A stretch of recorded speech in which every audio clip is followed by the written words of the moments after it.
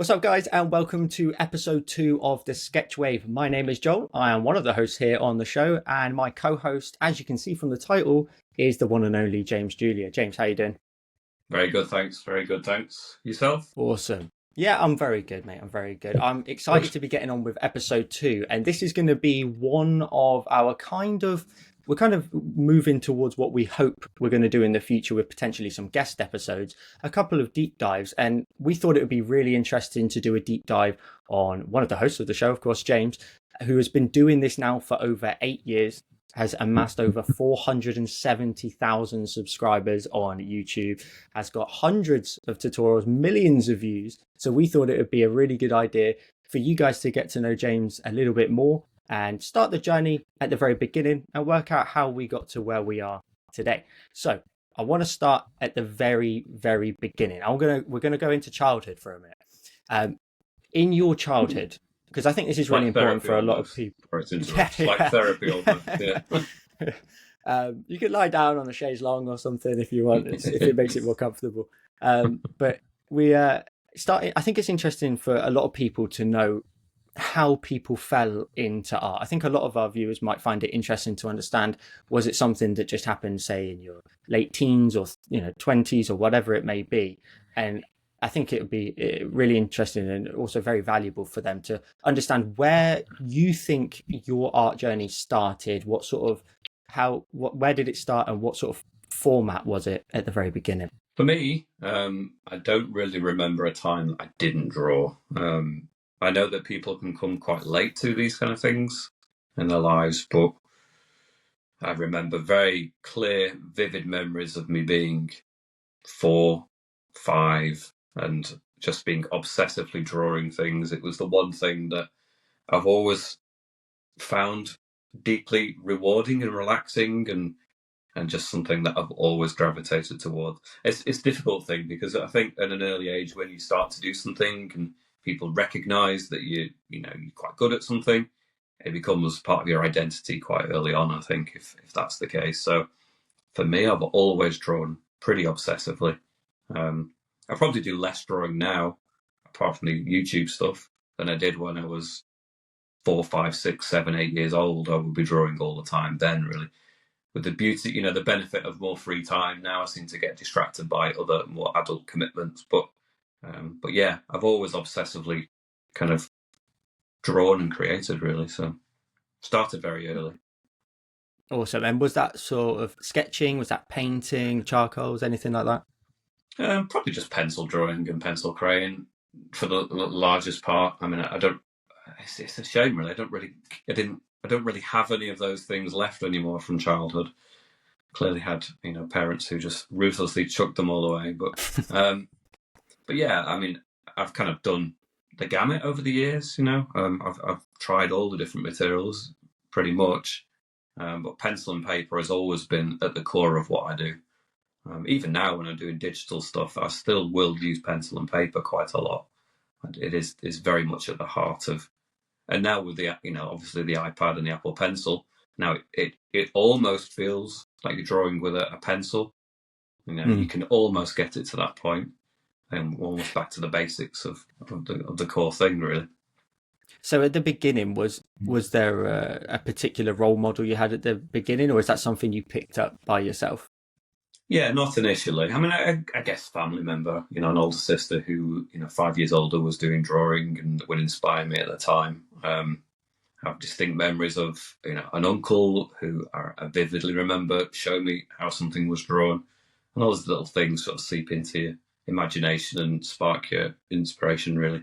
But yeah, and there wasn't a specific artist earlier on, but more just people in my sort of, family and friends and things like that would inspire me. But I think it came from an internal thing, really, just a desire to draw. And I think that it can be hardwired into some people, I think, from a very early age. And I think that was the case.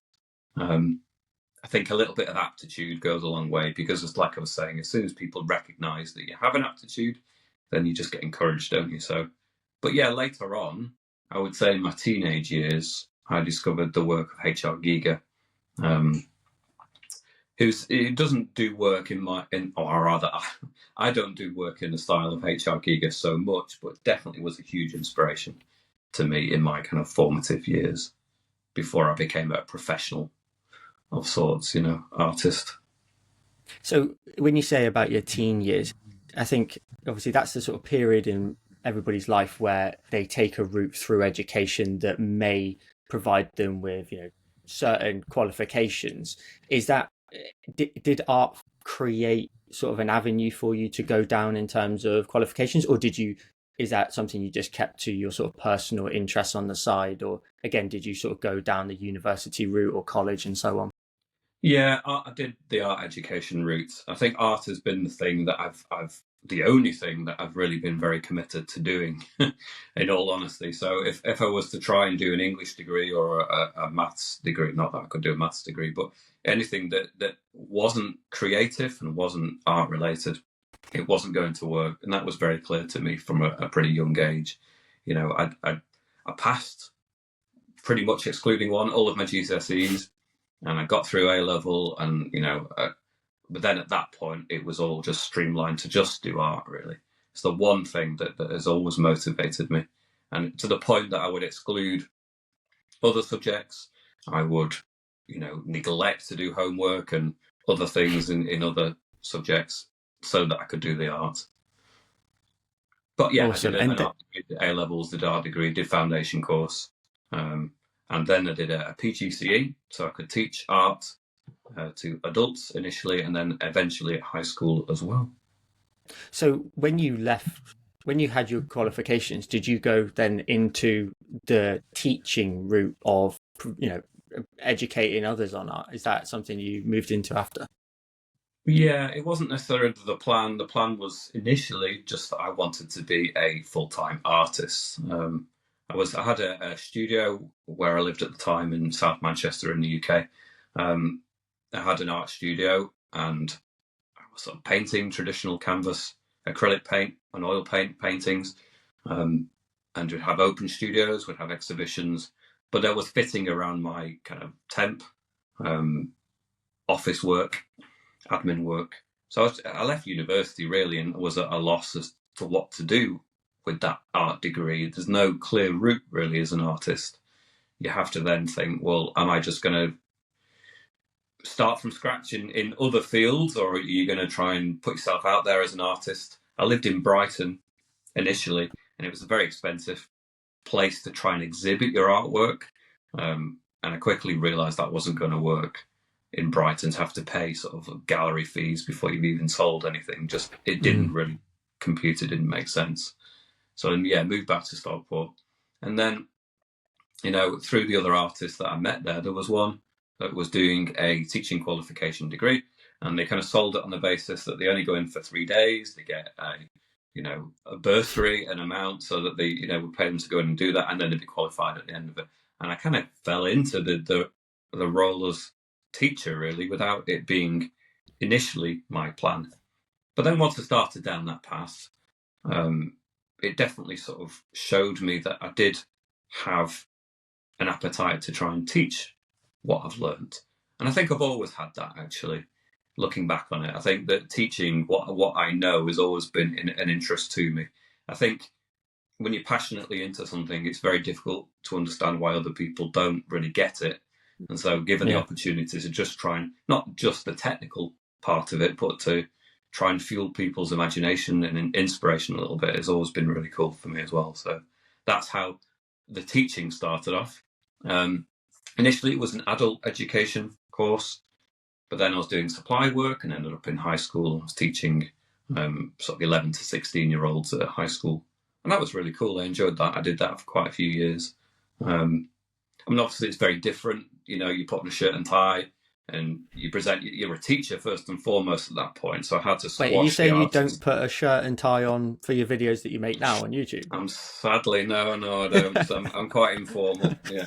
Although the kind of the sternness, the kind of very formal attitude that I would take in the classroom is kind of translated onto the Procreate tutorials on YouTube. I do notice that other YouTubers have a more natural, casual kind of tone, whereas I have quite a regimented, way of approaching it. It's almost humorless, but there you go.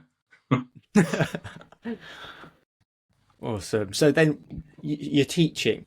At some point, you picked up an iPad. At some point, there was an overlap. When did you was it an early iteration of the iPad and Apple Pencil? How did you transition straight to the iPad, should I say, in digital art, or was there something that, like a stepping stone? There was the stepping stone. There was a time, if I go back now, it was to 2001. So we're going back quite a ways. The Star Wars prequels were coming out, and I am a huge fan of Star Wars. Slightly less now that the content seems to have slid downhill a little bit, but I'm still a Star Wars fan. And at the time, I was collecting the Art of Star Wars books and just flicking through the beautiful images that the artists were creating, the concept work for the new movies. And I noticed, looking at some of them, they just had such a vibrancy. I didn't really quite understand how to achieve them. And looking down in the credit notes of the things, it said digital painting, and it just blew my mind a little bit at the time. Up until that point, I was doing acrylic painting on canvas, and just the concept of digital painting hadn't occurred to me. And so that started my imagination a little bit. And it was a few years later before I started to do any real digital artwork. But then at that point, I was juggling a laptop with a graphics tablet, a Wacom graphics tablet.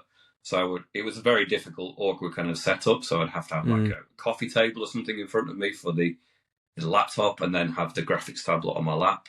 And then trying to juggle the two to actually create. And obviously there's a disjoint between what you're drawing and the screen itself, which wasn't too much of a barrier. It kind of worked, and I was able to translate the kind of things I was doing on canvas with traditional materials onto a digital format. But I was always thinking, well, I considered a Wacom Cintiq, but at the time they're still pretty expensive, I believe. But at the time they were just beyond the means that I had at that point.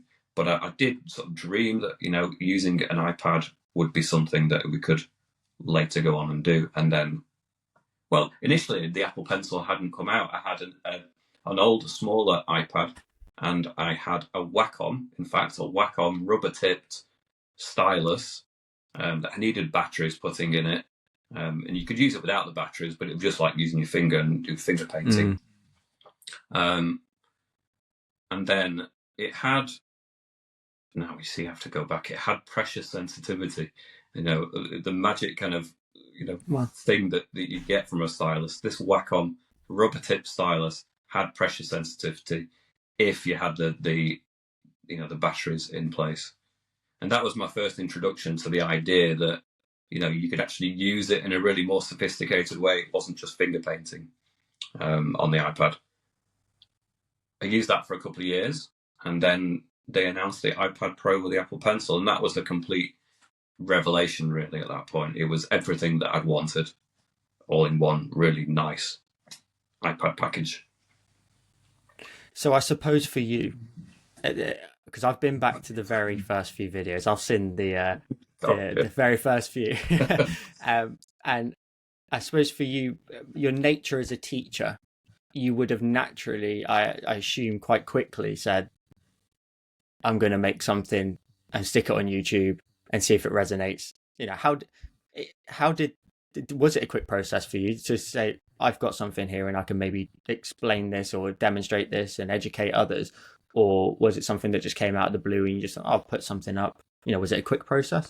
They were initially like on Procreate, it just records the video of what you're creating as a time lapse kind of thing. Initially, I put several of those up of the paintings I was creating, and they got they got a few hundred views at the time. They weren't like didn't take off into a huge thing, and they were mainly myself, probably, and family and friends linked through Facebook, But then, I did an initial review of the iPad Pro when it came out on the Apple Pencil, and just demonstrating that there was another artist, and I'm drawing a blank on the name now, but he did. If you remember years ago, I don't know whether you're a lot younger than me, but then do you remember the Morgan Freeman portrait? Of course you do. You must remember the Morgan Freeman portrait, Yep. the hyper-realistic portrait. And it just got my imagination thinking that, iPad art on YouTube could be something that really takes off and there's an audience that's interested in that. So that's why I initially put the Procreate videos up, of just the replays of the paintings. And then I saw it as an opportunity just to demonstrate the iPad, and I thought it might get a few views, and then it just instantly kind of took off at that point, really. Caught the wave at the right time, I think, for the kind of content I was doing. Had I tried to approach it months later, I think I would have missed that opportunity. I think it was the right moment and the right time. And then obviously with the success of that, it's like, well, that's great. How do you follow this up? And then it naturally went from demonstrating the iPad and the new technology, into thinking, well, I'm a teacher, I can do a tutorial of sorts, or at least a walkthrough, a kind of demonstration of what it can actually do. It was a pretty shambolic kind of tutorial when I look back at some of the first ones.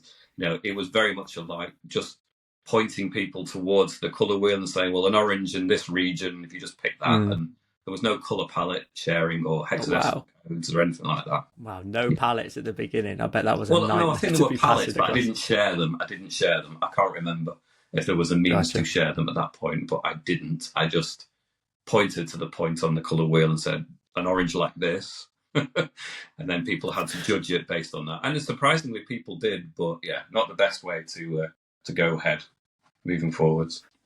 Well, looking at some of the early work that you have on your channel, again, I urge people to go back and look at it, because the differences in style, the differences in style in terms of the content, it has changed a lot.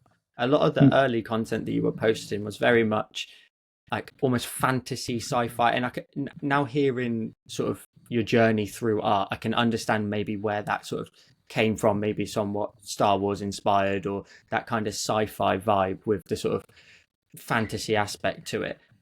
At what point did you, I imagine it was a video, but at what point did you then transition from the fantasy stuff into what is essentially a lot of the James Julier content that people now sort of know that your channel produces on a weekly basis?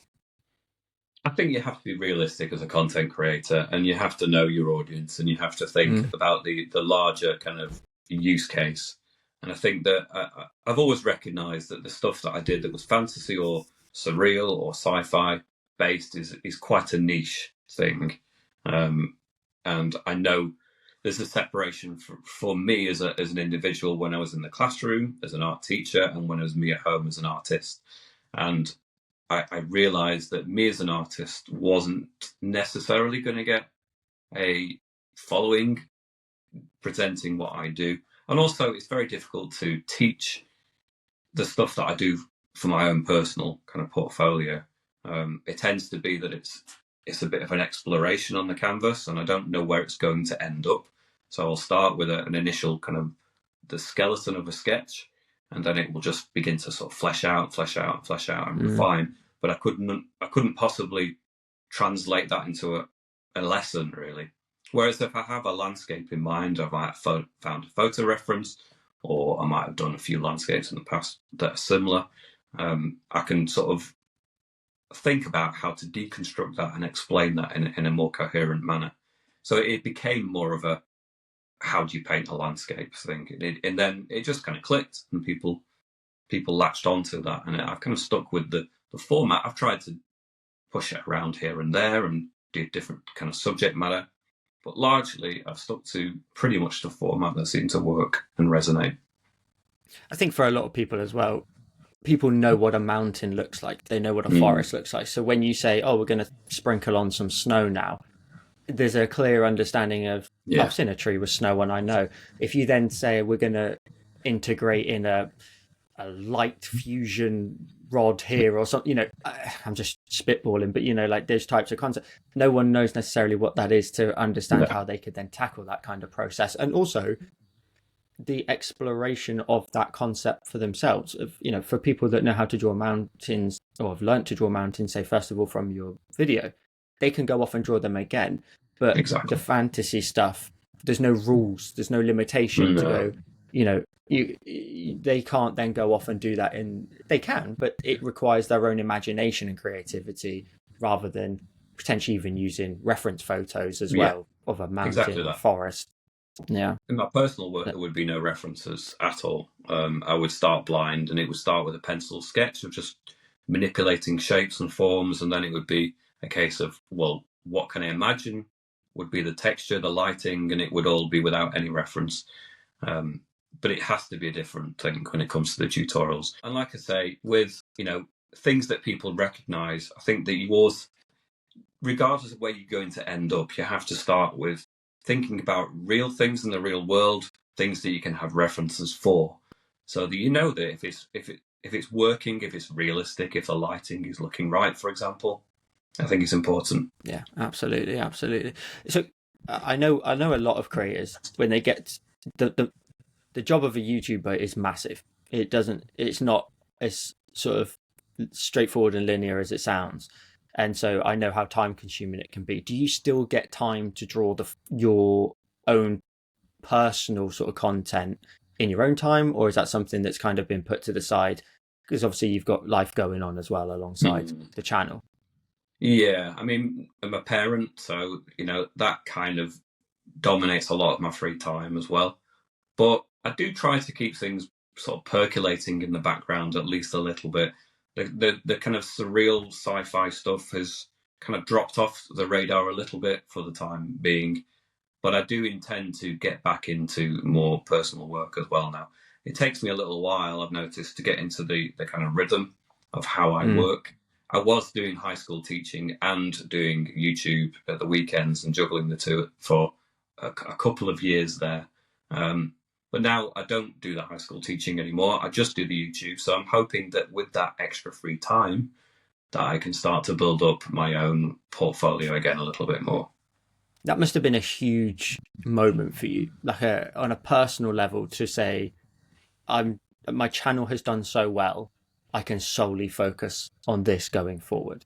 Because that must have been very nerve-wracking for you to say, I'm going to do it. I'm going to go full-time YouTube, and that's going to be my job as such. Yeah, it was. I found that the teaching wasn't certainly in school. I enjoy the teaching part, but all the extra things that go with high school teaching, I was struggling to meet the demands of that. When your heart's not in it and it's not really the way that you think naturally, then it wasn't the place that I was meant to be long term.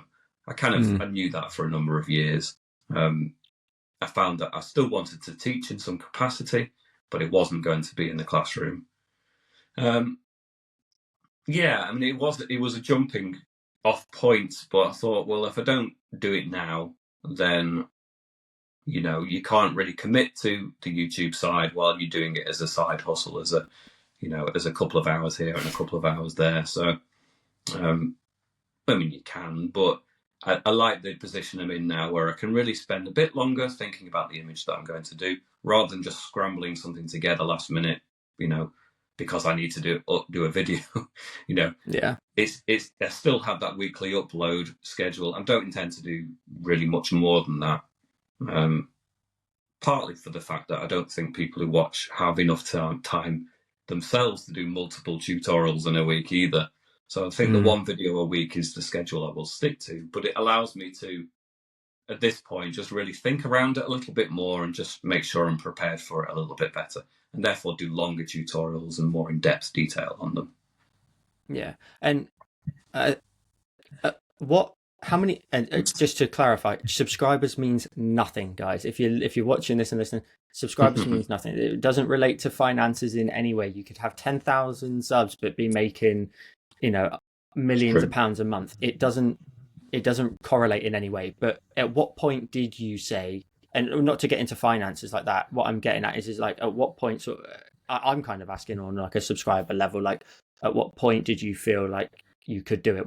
Did you have over 100k at the time, for example? Was it higher than that? Was it more recent? Yeah, I did have over 100.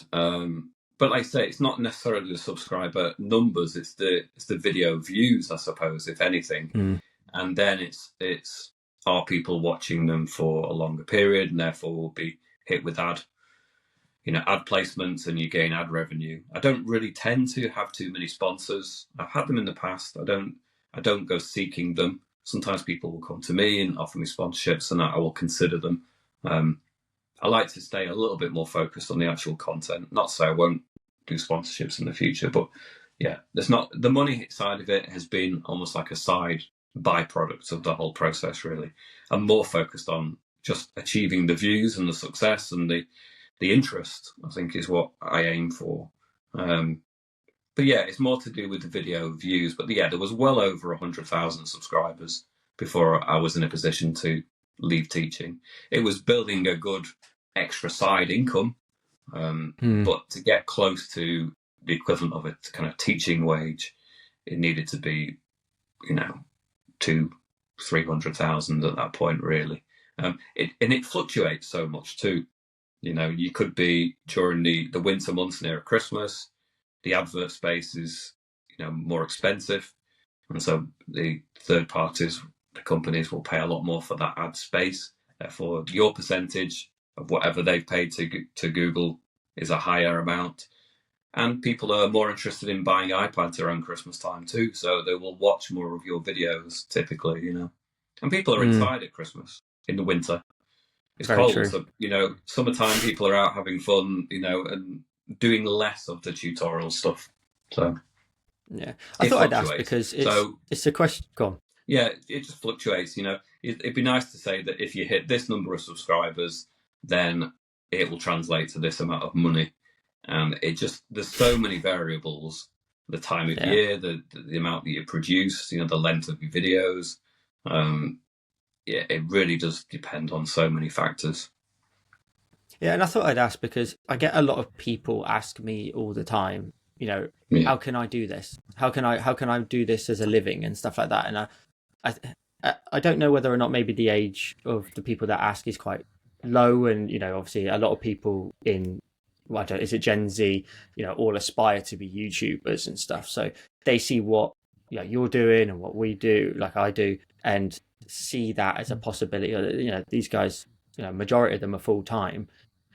How do I go about do that? And I don't think it sort of comes across sometimes of how much you have to have laid quite a big blueprint. Like you said, a few videos, like you've got a lot of videos with over 1 million views, and they continue to bring in views. You have to have those golden eggs that have popped up in the space to continue to bring it in alongside the new videos. There's a lot that goes into it to becoming a YouTuber, and maybe that's something we sort of talk about on a future episode. Again, I think it's interesting for people to hear what's required in order to actually get to that stage. And at the end of the day, if your outgoings are really low and you're happy to just jump straight in YouTube, and that's fine. You could do it. It's all dependent and relative, isn't it, to everybody's sort of livelihood.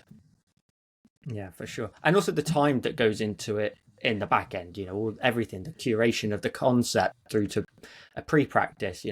I think our processes are a little bit different, but in terms of like how we go about from start to finish, and again, maybe that's something we talk about in a future video. But talking about the future, is there a future plan for the channel, for yourself? Is there things that you maybe want to launch? Is there anything that you want to rejuvenate or anything like that? Is there anything you've got planned? I mean, I guess we're doing this podcast is one of the things, isn't it? But in terms of the main channel, I think it's found its niche. I think it is what it is now. And I'm a bit reluctant to make it too radically different. I could certainly add a few more animations and things like that to it. I know I could add a little bit more complexity to it, but I don't think I'm going to change the basic format of it at this point. It will, in terms of where it will go, I think I'll just create better lessons. I think the images will get more sophisticated, and I'll find more efficient ways of doing the images so that the images get more impressive. I feel that that's where it's gone over the last several years. If I look back to older ones, they weren't as easy to follow. It was more a question of just people watching what I'm doing a little bit more. Whereas now I think I've found better ways of understanding the app, and I can actually apply that and help people to get to that point a little bit more easily. So for me, it's quality first, and I'm just trying to get better at not just the artwork, but the way of explaining it so that people can follow it. I think ultimately, if the quality keeps getting better and people produce images that are better as a result of the tutorials getting better, then everyone's getting happier. And I think that's where I'm wanting to go with it. Yeah, your slogan at the beginning of most videos, which I will not get word for word, but it's about, I mean, you know your slogan, it's about making complex art look made easy. Go on, you go for it. Well, that was what the slogan at one point. It's probably moved on since then. I just say that, steps that are way easier to follow than you might imagine. So you can have a go, create it yourself, and or create this image and amaze yourself. And that's the kind of idea, because I think most people starting it don't understand the I say most people. I think quite a lot of the subscribers, quite a lot of the followers, are people that have just picked up an iPad and are just wanting to see what's possible. They search for a tutorial to find something, and then they find, wow, they can follow it, and they create something that is really impressed themselves, and then they can show family members and friends. And I think that whole excitement around it and the amazement at themselves is a really important part of it for me. We're very lucky in our space because we actually get the opportunity to see another end result, if that makes sense. In other areas of YouTube, people put a video up, it's consumed and it's done. Whereas we're very fortunate that as long as it's shared with us, we can see that someone has spent the time to craft the craft that we've also made for them. It's a very beautiful thing, to be honest, of how there's a fair exchange in a sense, and it's really rewarding. And going back to some of your work that you were talking about, I think for your particular work, there is always a minute in the video where you're starting the foundations and you're laying out certain things, and there's a moment every single time where you go, how did we just jump from this? Because there's a moment where like the detail just happens to punch up a second, and you've laid a floor out or something, and if you've used like a leather wood or something like that to put all the patchiness in and the natural randomness of life, and you look at it and you're like, how did we just get there? But it doesn't take long. And it doesn't take long. I think there's one video I've seen that I was really blown away with from your work is it was the sand dunes.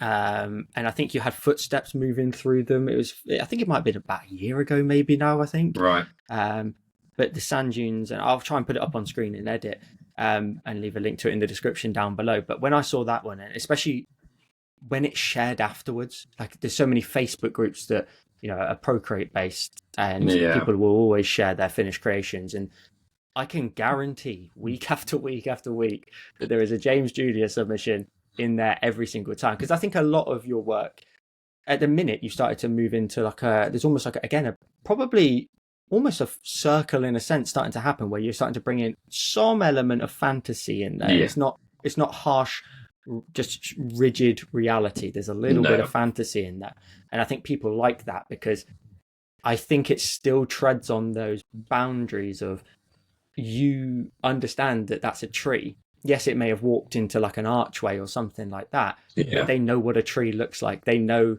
how to do that again, maybe in their own time. And I think it's really cool how you've managed to move it solely realism and then into a little bit of fantasy. And again, kind of maybe moving around full circle a little bit. Just sort of going back to, is landscapes and something that you've like always enjoyed drawing, or was it something it just happened to fit nicely that you were really good at them, and also the audience was ready and waiting for the content? I think primarily I draw things rather than people. I don't do portraiture. I don't do animals or living creatures as such. I don't do characters. I do objects and textures and lighting. I've always really been interested in the way that light affects forms. In my early sort of days of pencil drawing on paper, I would set up still life situations where I'd have a controlled lamp with maybe fabrics and other things, and I'd really study the detail and the lighting. And it's basically just a bigger version of that. except it's got trees and it's got mountains, but it's very much controlling a landscape of objects and forms rather than it being. And another aspect of it is, which I think for me is important, is that it can then be interpreted. So it can be your version of that same landscape or somebody else's version of that same landscape. So you can take all the basic elements, but just a slight tweak here and there. It's not going to be wrong. It's going to be a different version of it. Whereas as soon as you get into like portraits, if the ratio, the sizes, and the composition and the proportions are wrong, then it throws it out completely and it's deemed a failure. Whereas I think with something like a landscape, you can get the size of the trees wrong for the landscape and all the features just a little bit off, but the overall effect can still be really quite dramatic, and people can take a lot of pleasure from that. In a way that they don't have to judge themselves quite so harshly, Absolutely. And I think people underestimate faces and people, because I get asked so many times, can we get a tutorial on portraits and stuff like that? And I have to explain, I say, like, there is a whole new world of understandings that you need to understand, proportions and layout and just the general form of the body and the ergonomics and muscle structure. If you're going to get into that kind of thing, when people say, oh, could you do an anime style tutorial, I'm thinking, like, do you know how many muscles are in an arm or in a forearm that you have to then emphasize? And if you're going to do a Dragon Ball Z style thing, you've got to emphasize every single, you can't just chuck a muscle in. And like you just said, I think landscapes is really forgiving in a sense. You can make, it's not a mistake, but you can put what you want in there. If a rock can look however, a boulder can look however you draw it, it doesn't matter if there's a little bit flying. That's just the form and how you then, I think it arguably, as long as the lessons, in landscapes are always the same. And like you said about lighting, if you understand the lighting and yes, your rock looks different, well, how can you imagine how the light is now landing on your rock? Can you make those adjustments? And I think it's really important for a lot of people that do art tutorials, for example, to sometimes just back out and understand the formula and the processes involved, and then taking that and applying it to their own work. Not necessarily, just following step by step, but trying to just digest the process a little bit to understand how it can then be applied in their own work. Yeah, definitely.